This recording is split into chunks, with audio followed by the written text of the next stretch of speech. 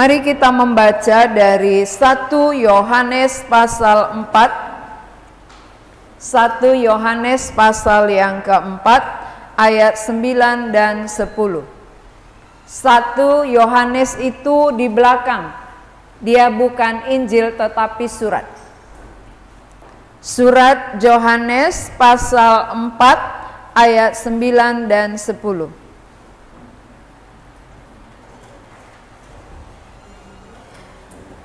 Surat Yohanes pasal 4 ayat 9 dan ayat 10.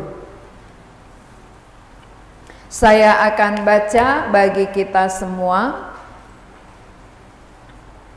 Dalam hal inilah kasih Allah dinyatakan di tengah-tengah kita, yaitu bahwa Allah telah mengutus anaknya yang tunggal ke dalam dunia supaya kita hidup olehnya. Inilah kasih itu, bukan kita yang telah mengasihi Allah, tetapi Allah yang telah mengasihi kita dan yang telah mengutus anaknya sebagai pendamaian bagi dosa-dosa kita. Kenapa ada Paskah?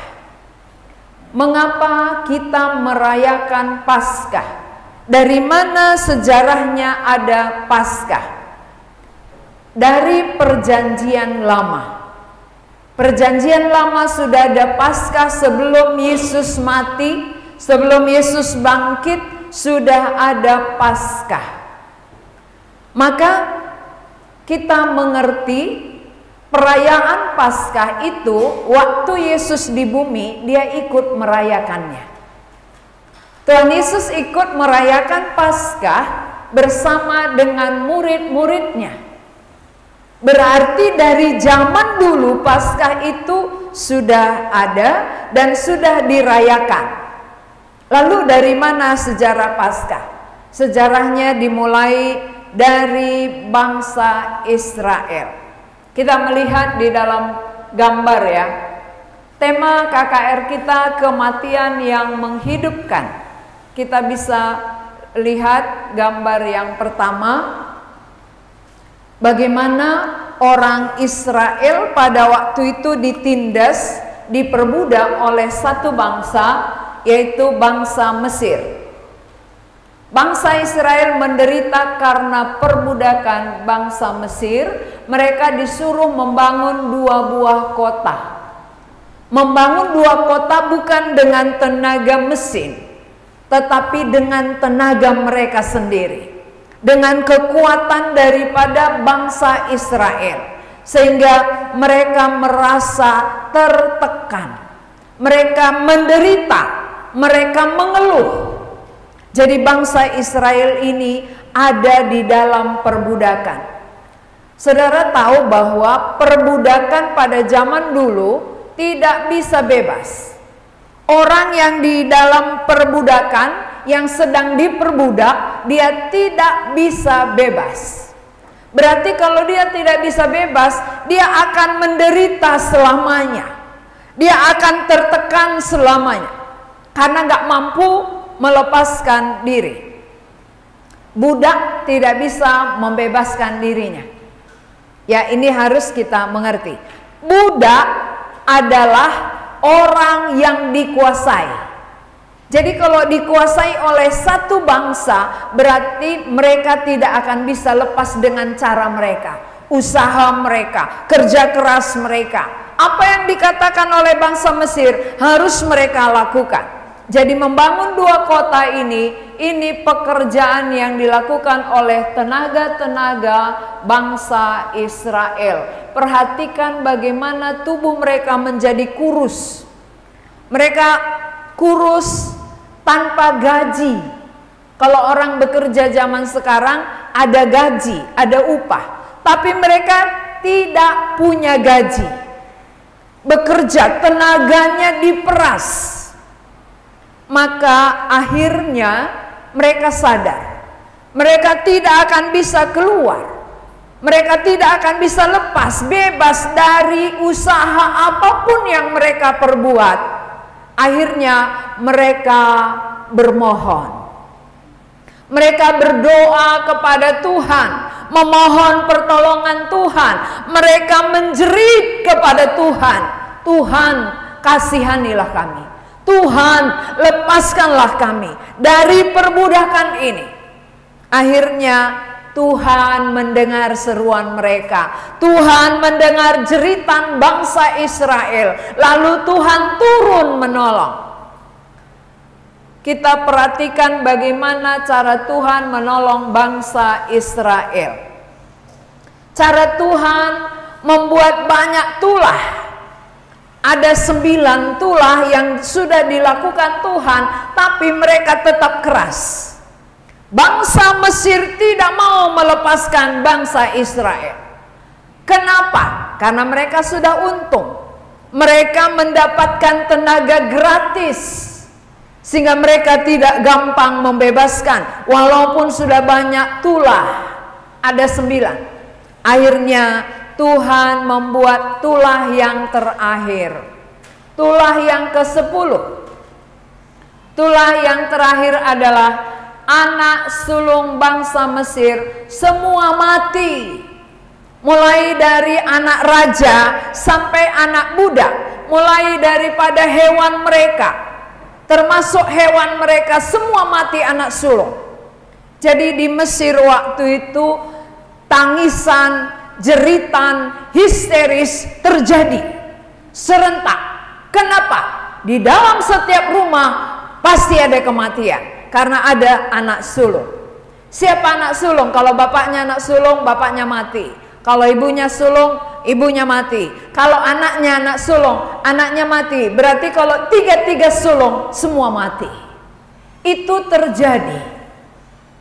Pada waktu itu kengerian terjadi di tengah-tengah bangsa Mesir.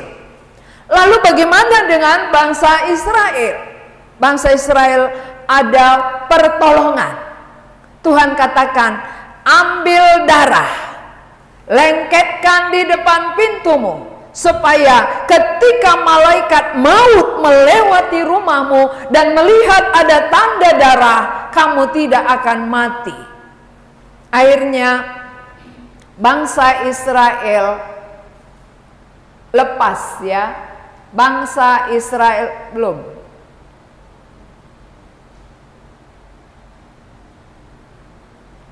Ini tanda darah di pintu orang Israel. Ini orang Mesir kematian anak sulung. Tetapi orang Israel yang memakai tanda darah di pintu mereka dilewati oleh malaikat maut.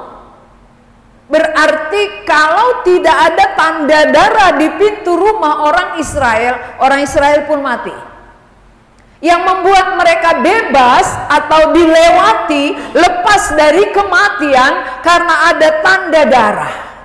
Jadi tanda darah itu dari mana? Darah itu diambil dari darah domba. Kalau demikian, dombanya harus mati. Mana mungkin diambil darah tanpa mati? Dombanya disembelih dulu, dipotong, lalu ambil darah. Artinya bahwa ada kematian untuk kehidupan anak sulung. Ketika darah domba itu diambil, dombanya mati. Lalu anak sulung Israel hidup, mereka tidak mati. Kematian domba membuat kehidupan anak sulung bangsa Israel. Mengerti ya sampai di sini? Berarti harus ada korban, harus ada yang dibunuh, harus ada yang dimatikan untuk membuat mereka hidup. Itu adalah gambaran daripada Kristus.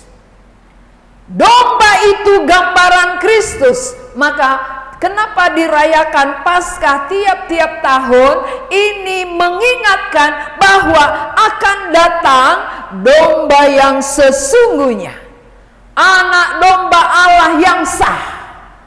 Kalau domba hewan itu tidak sah untuk membebaskan manusia dari dosa. Maka diperingati tiap-tiap tahun sampai kedatangan anak domba yang sesungguhnya. Itulah Yesus Kristus. Jadi tiap tahun mereka sembelih. Tiap tahun mereka sembelih domba. Mengingatkan bahwa nanti pada waktu kedatangan Yesus, dia akan disembelih. Tuhan Yesus akan mati, dia akan dikorbankan supaya kita menjadi hidup. Jadi saudara-saudara, mengapa Paskah itu dirayakan? Mengingat bahwa Paskah itu artinya kelepasan dari kematian anak sulung. Itu yang membuat mereka merayakan tiap-tiap tahun. Bayangkan bagaimana mengerikannya, semua orang menjerit, semua orang menangis, semua orang kehilangan anak-anak sulung mereka. Tetapi bangsa Israel justru bebas dari kematian. Ini artinya apa? Kemenangan bagi mereka, kelepasan bagi mereka, lepas dari kematian anak sulung. Itu merupakan sukacita dan kemenangan. Dan hal ini diperingati tiap-tiap tahun. Nah, apa hubungannya dengan kita? Kita tidak diperbudak oleh bangsa manapun. Kita tidak lagi ditindas karena kita sudah merdeka. Tetapi tahukah saudara, ada satu yang sangat menekan kita, yang sangat memperbudak kita, membuat diri kita tertekan. Kalau bangsa Israel menjerit karena tertekan, tertindas, menderita, kita juga tertekan karena dosa. Manusia diperhamba oleh dosa. Dosa tidak terlihat dengan mata sebagaimana kita bisa melihat bangsa Mesir. Tapi dosa itu walaupun tidak terlihat oleh mata, tetapi bisa dirasakan bahwa dia berat. Siapa di antara saudara merasa bahwa dosa ringan? Siapa di antara kita menganggap dosa itu ringan? Justru dosa itu menekan lebih berat. Dosa itu menindas. Dosa membuat kita menderita. Inilah yang terjadi kepada manusia secara umum. Mari kita bandingkan dengan Yohanes pasal 8 ayat 34. Yohanes, Injil ya. Tadi surat, sekarang Injil. Injil Yohanes pasal 8 ayat 34.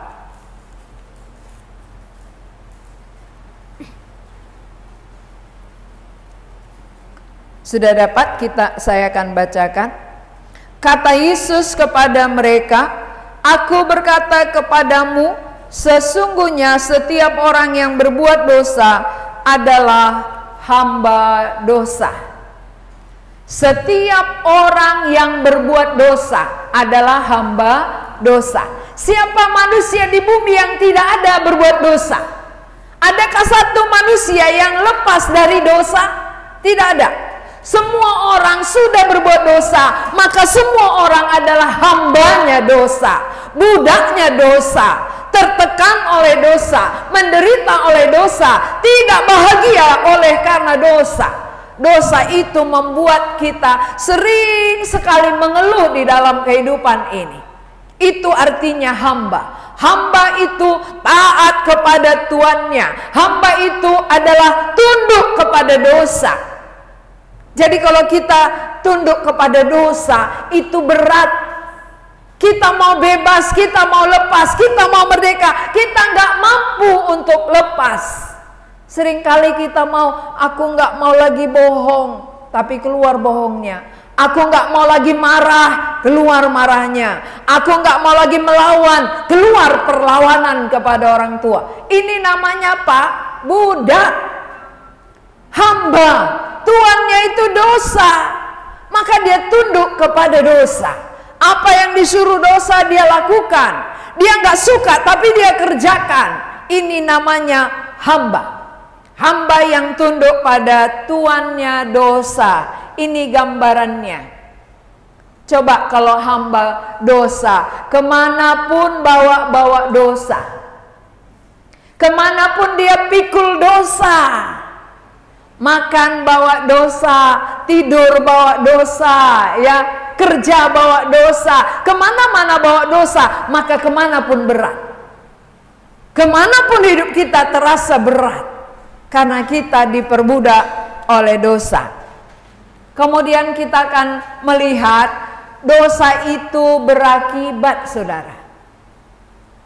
Dosa itu ada upahnya. Setiap kali kita berbuat dosa, ada upah yang akan kita terima. Upah dosa ialah maut. Ini mautnya. Upah dosa ialah maut. Coba nyanyikan. 1, 2, 3 ya. Upah dosa ialah maut, tapi karunia dalam Kristus Yesus ialah hidup kekal. Berarti kalau kita hamba dosa, upah kita maut. Upah dosa ialah maut. Siapa yang hamba dosa, siapa yang budak dosa, upahnya maut. Maut itu neraka. Ini manusianya ini. Nggak nampak ya, dari jauh nggak kelihatan. Ini orang-orang ini. Orang-orang yang masuk ke dalam neraka. Coba saudara bayangkan, kalau saya mati berarti saya ke sana, karena saya akan menerima upah. Upah dari dosa saya ya maut. Kematian kekal, api neraka. Betapa mengerikan. Tapi sering sekali apa yang mengerikan itu tidak terlihat dengan jelas dalam pandangan kita, sehingga kita tidak merasa ngeri. Kita merasa biasa-biasa. Kalau kita menyadari upah dosaku, karena aku budaknya dosa, akan menuju neraka, betapa mengerikan hidup kalau tidak lepas dari dosa.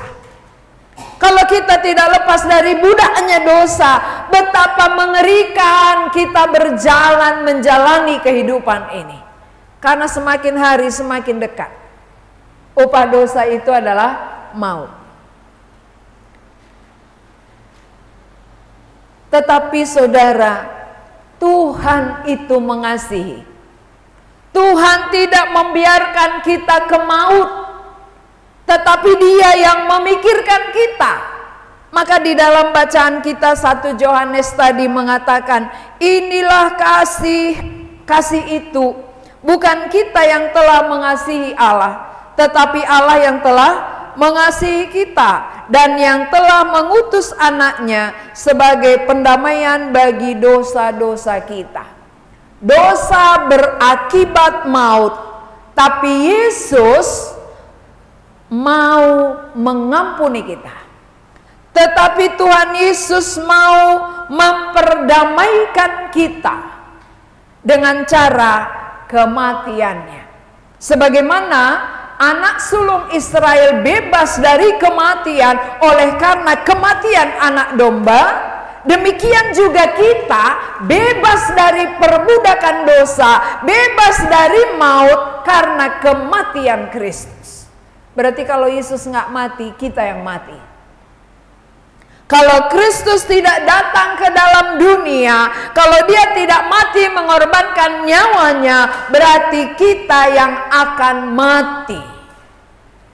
Kematiannya memberi hidup, artinya Dia yang menanggung dosa. Ini Tuhan Yesus di kayu salib menanggung seluruh dosa-dosa kita, sehingga ketika kita mendengar kabar ini dan percaya, maka kita menjadi hidup. Tapi kalau kita tidak percaya, kita akan binasa. Walaupun Dia sudah mati untuk mendamaikan seluruh dosa kita, kalau kita tidak menerima Dia, kita tetap ke maut. Upah dosa itu akan kita terima.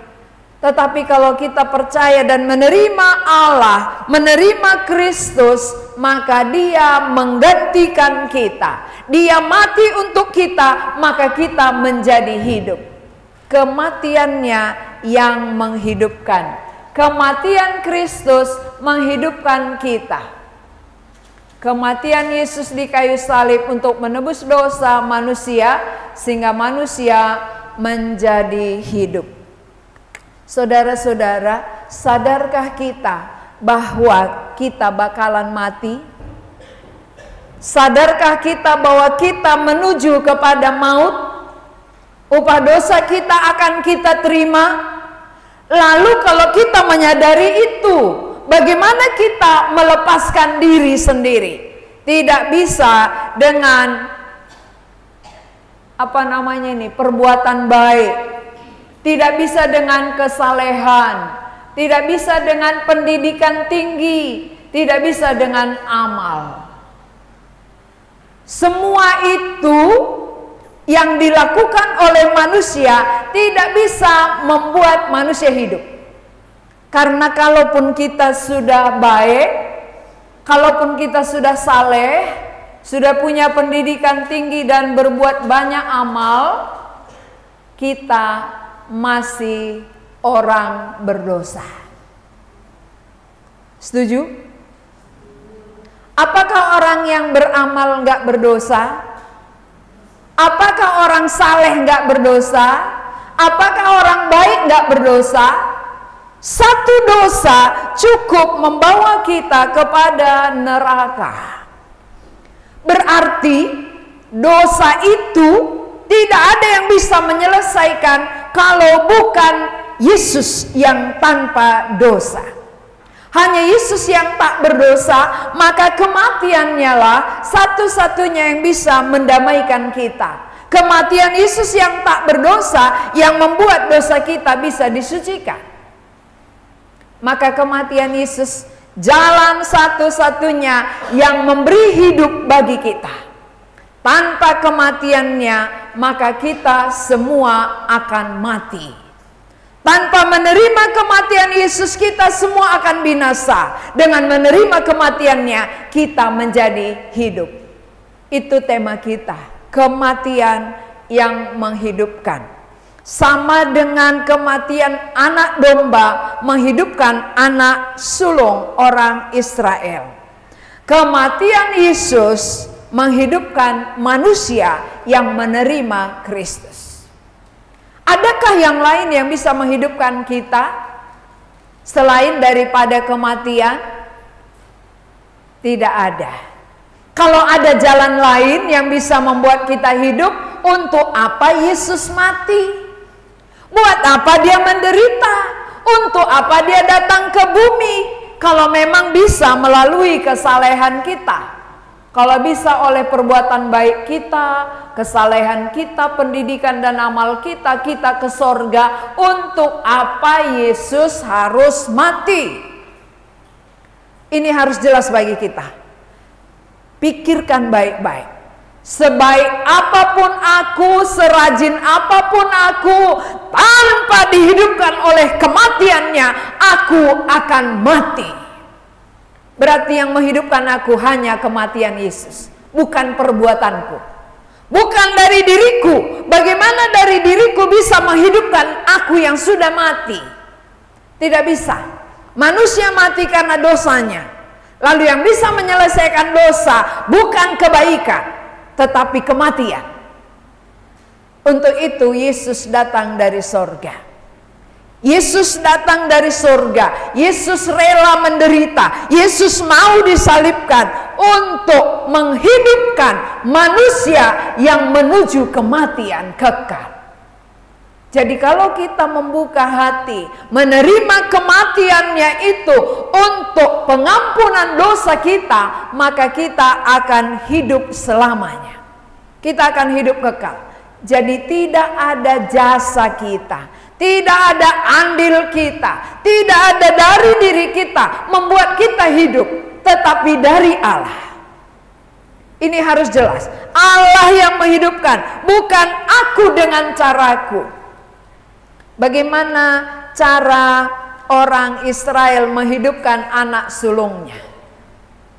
Tidak ada yang mampu, tidak ada yang bisa kecuali cara Allah.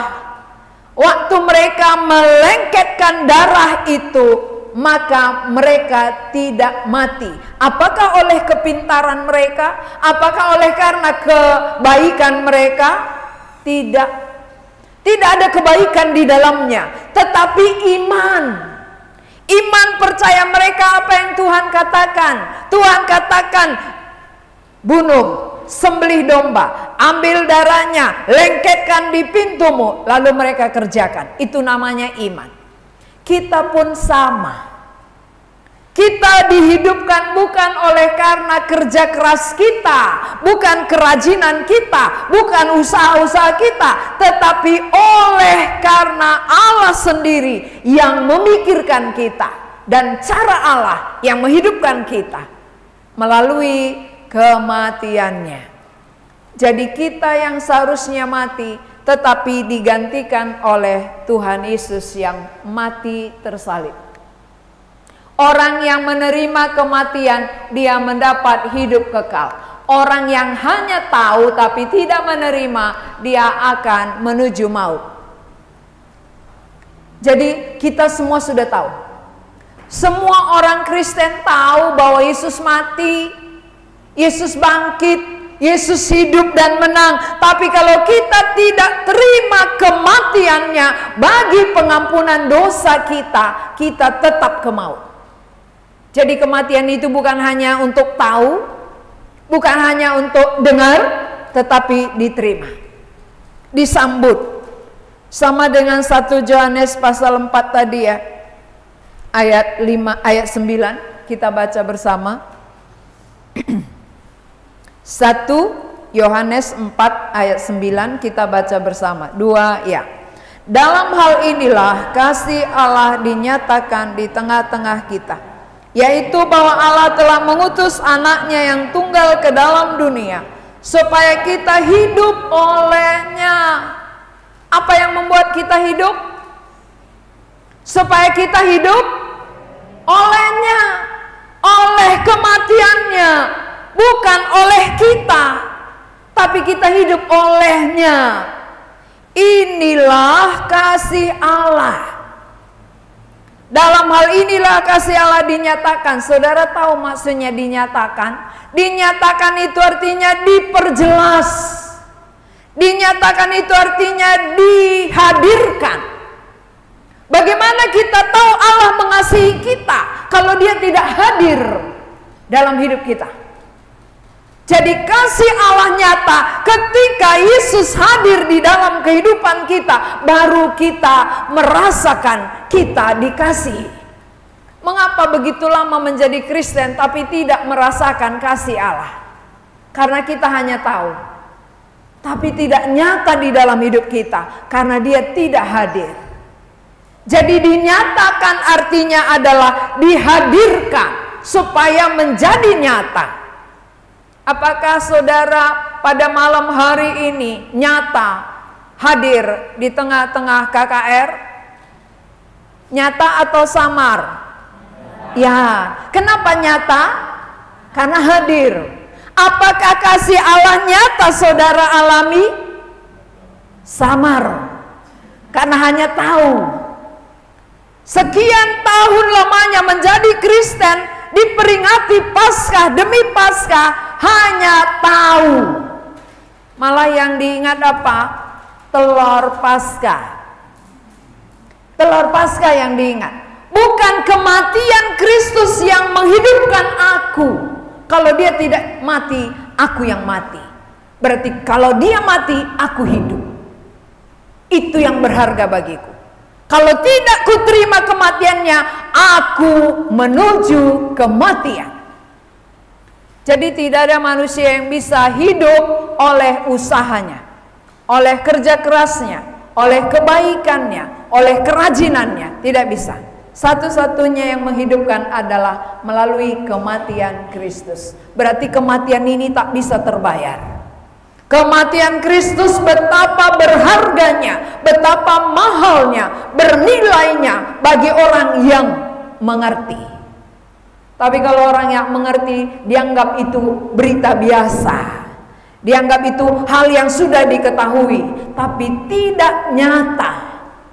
Kalau nyata kehadiran Kristus dalam hidup kita, kita sadar bahwa Allah begitu mengasihi kita, sehingga hidup kita diubahkan oleh Tuhan. Pulang KKR, apakah kasih Allah nanti menjadi nyata? Apakah kasih Allah nyata atau kasih Allah masih tetap samar? Tidak nyata, tidak hadir. Maka penting kita baca dari ayat 9 ini sekali lagi supaya kita bawa pulang. Kita baca bersama-sama. 2, 3 ya. Dalam hal inilah kasih Allah dinyatakan di tengah-tengah kita, yaitu bahwa Allah telah mengutus anaknya yang tunggal ke dalam dunia supaya kita hidup olehnya. Berarti kasih Allah nyata ketika yang dia utus itu anaknya yang tunggal, kita sambut. Namanya kalau diutus itu diberi. Ketika diberi, terima. Barulah nyata kita dikasihi, dan lewat kasihnya yang kita terima, kita hidup. Siapa yang menerima kasih Allah, dia akan hidup. Siapa yang mengerti saja tapi tidak menerima, dia akan mati. Pengertian tidak menghidupkan, tetapi menerima itu yang memberi hidup bagi kita. Karena Kristus kehidupan, maka siapa menyambut Kristus, dia menjadi hidup. Mari kita berdoa. Kami bersyukur untuk firman-Mu ya Tuhan. Kami tahu bahwa kematian-Mu lah yang dapat menghidupkan kami. Bukan perbuatan-perbuatan kami, bukan kebaikan dan kesalehan kami, tetapi ketika Engkau rela mencurahkan darah-Mu, karena lewat kematian-Mu lah dosa-dosa kami diampuni, sehingga kami bebas dari perbudakan dan perhambaan dosa, dan kami menjadi anak-anak Allah yang dilepaskan oleh Tuhan melalui kematian-Mu. Kami berterima kasih kematian Kristus yang satu kali mampu dan berkuasa menghidupkan kami, sehingga kami akan hidup kekal bersama dengan Tuhan. Berkatilah firman-Mu supaya hati kami menyambut dan kasih-Mu menjadi nyata di dalam diri kami. Dalam nama Tuhan Yesus kami berdoa. Amin.